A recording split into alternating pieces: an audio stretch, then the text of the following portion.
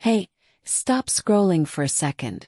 A woman in a torn red uniform stood pressed against a marble wall, bruises blooming across her arms. In front of her, another woman gripped a wooden cane, fury burning in her eyes. And walking through the front door, home early from a trip he wasn't supposed to return from, was the man about to discover exactly who he was engaged to marry. What he did next made headlines. But that's not even the real twist. Trust me, you will not see this one coming. Hey, welcome back to the channel. Before we dive in, tell me, where are you watching from today? Which country do you call home? Drop it in the comments. I read every single one. Today's story is about power, cruelty, and a secret hidden in plain sight for over a decade. It's about a maid nobody thought mattered, and a family that was about to learn how wrong they'd been. I won't tell you where this goes. Just get comfortable. This is one you'll be thinking about long after it ends. Ada Coleman, 34, had worked as a maid inside the Whitmore estate in Charleston, South Carolina, for 11 years. She'd arrived at 23 with nothing but a suitcase, needing the income to support her sick mother and younger brother Marcus.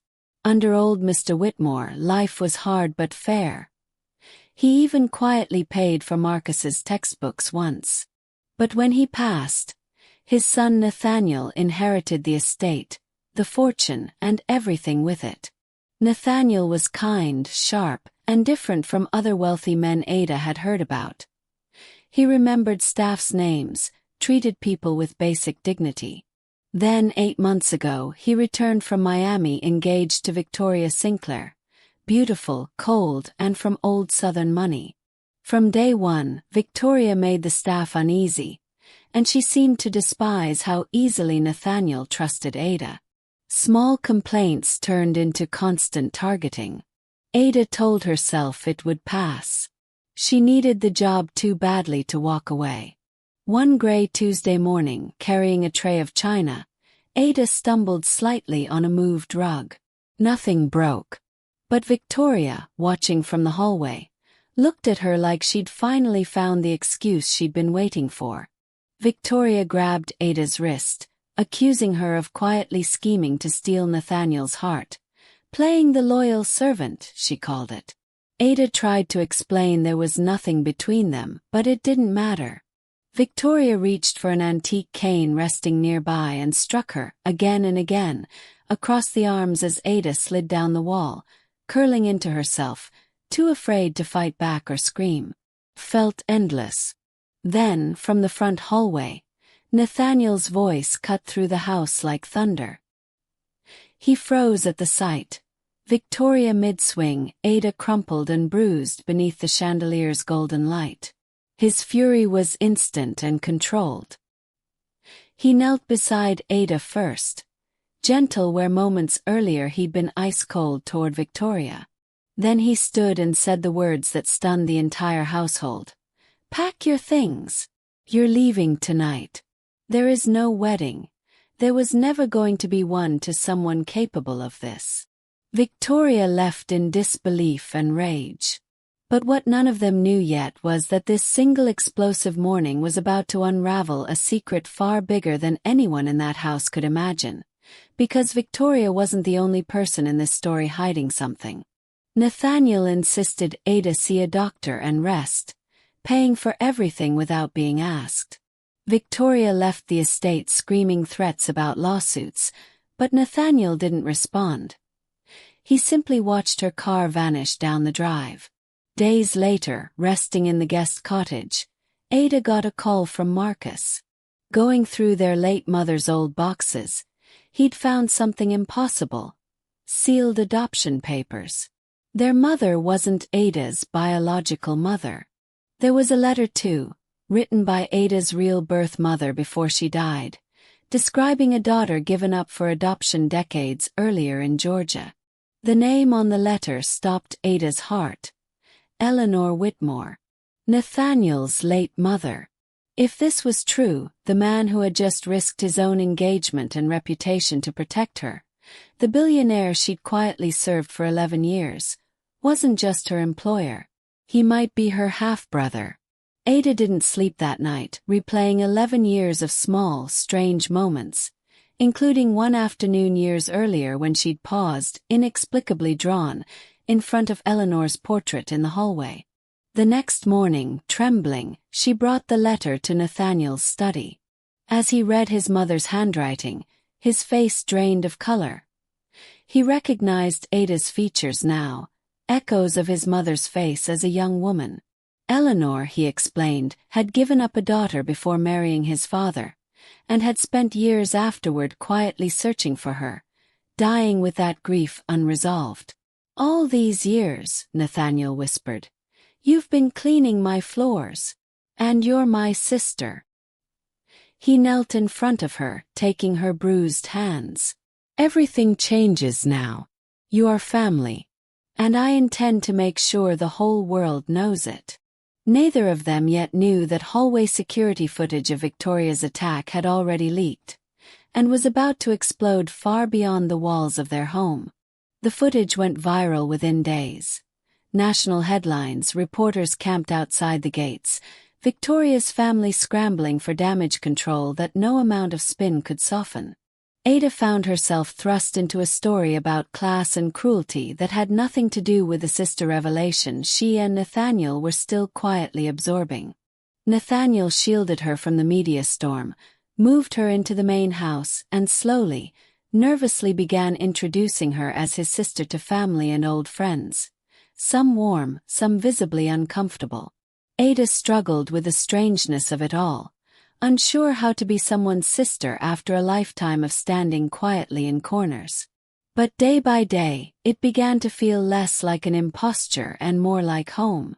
Meanwhile, assault charges against Victoria moved forward, and quietly, a family attorney was reviewing something in Eleanor's old will that hadn't been touched in 15 years.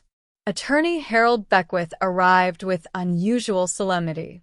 18 years earlier, Eleanor had amended her will to include a provision for my daughter, wherever she may be found, a Savannah property and a trust fund, quietly accruing interest ever since.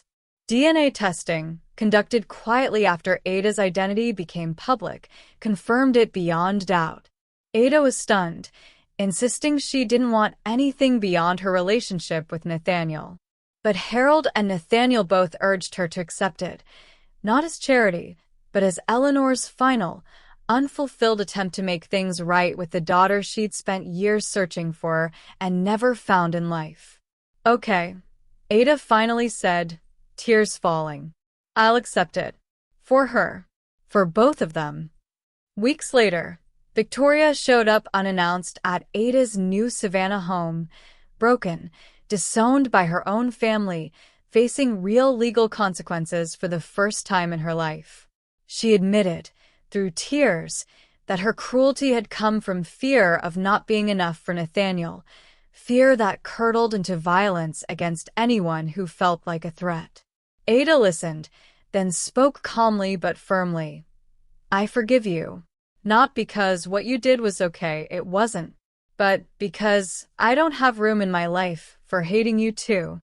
She made clear, though, that forgiveness didn't mean escaping the legal consequences still ahead. Victoria left quieter than she'd arrived.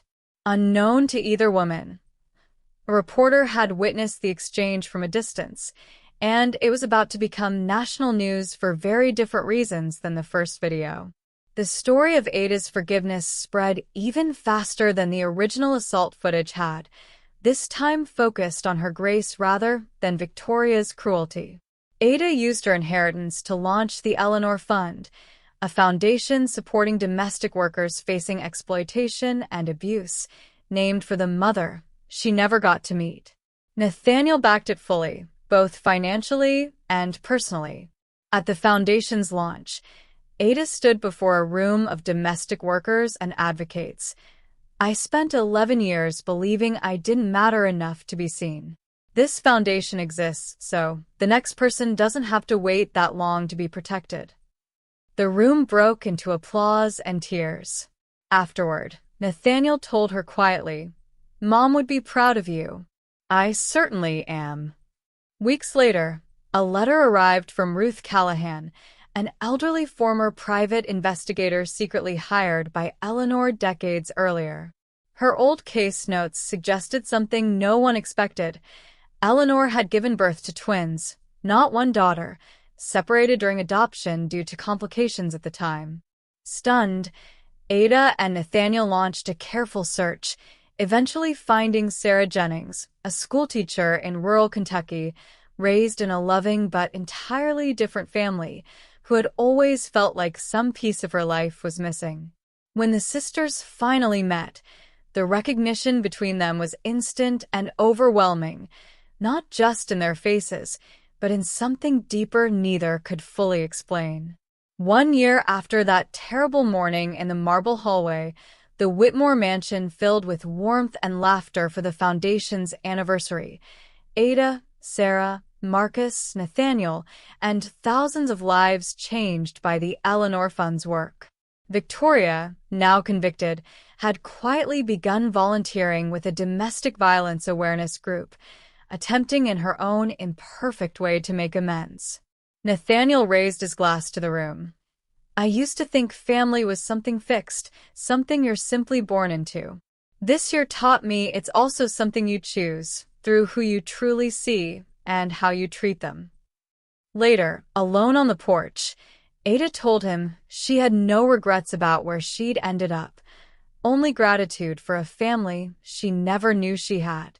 If there's one thing this story teaches us, it's that the people we overlook often carry entire worlds of strength and worth we've simply failed to see. Family isn't always blood, though sometimes remarkably it is. It's about who shows up, who truly sees you, and who chooses, again and again, to treat you with dignity. If this story moved you, hit that like button. It genuinely helps this channel more than you know. Subscribe if you haven't already, because there are so many more stories like this one waiting for you. And please, share this with someone who needs a reminder today that they matter. Thank you for watching until the very end. I'll see you in the next story.